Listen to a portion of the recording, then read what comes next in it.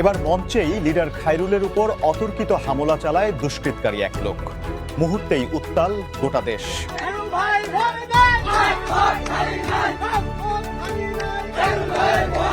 অন্যদিকে এই হামলার নিন্দা জানিয়ে ডোনাল্ড ট্রাম্প বলেন, বাংলাদেশ বিচার না করলে আমরা জাতিসংঘের মাধ্যমে করব।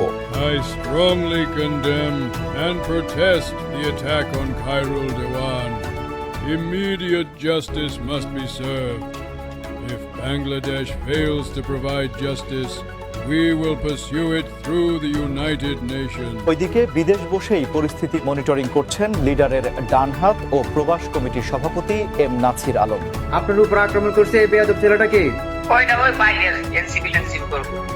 আমাদের রক্ত আগুন লেগেছে লিডার। খায়রুল দেওয়ানের কিছু হলে জ্বলবে আগুন করে করে। খায়রুল বাহিনীর উপর হামলা কেন? প্রশাসন জবাব চান। এইসব সন্ত্রাসীদের বিরুদ্ধে ঢাকায় হরতালের ডাক দিলেন লিডার। তবে এক রাস্তা বন্ধ থাকবে, অন্য রাস্তায় গাড়ি চলবে। আমরা সন্ত্রাসের বিরুদ্ধে হরতাল ঢাকা শহর অচল করে দিব। অচল বলতে গাড়ি ঘোড়া চলবে, এক রাস্তা দিয়ে বন্ধ করে দিব, আরেক রাস্তাতে গাড়ি যাইবো গা, অসুবিধা নাই। খায়রুল দেওয়ান চারা বীজের মতো যত মাটিতে গেড়ে দিবেন তত গজে উঠবে, এমনটি মন্তব্য করেন লিডারের ডানহাত এম নাছির আলম। খায়রুল দেওয়ান হলো চারা বীজের মতো, যতই আপনারা তাকে মাটিতে গেড়ে দিবেন তত সে আপন শক্তিতে জেগে উঠবে। আমাদের নিরাপত্তাকে আপনারা দুর্বলতা মনে করবেন না।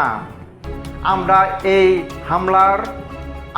হামলার জবাব দিব আমাদের শক্তি, আমাদের সাহস দিয়ে। অন্যদিকে খায়রুল বলেন, আমার বিরুদ্ধে যতই ষড়যন্ত্র করবে ততই আমার জনপ্রিয়তা বাড়বে। জনগণ আমার পাশে আছে, শক্ত কথা। যতই ষড়যন্ত্র করবে ততই আমার জনপ্রিয়তা বাড়বে। গ্রামে গঞ্জে হাটে বাজারে স্লোগান হবে, খায়রুল দেওয়ানের কিছু হলে জ্বলবে আগুন ঘরে ঘরে। খায়রুল দেওয়ান ভয় নাই, রাজপথ ছাড়ি নাই।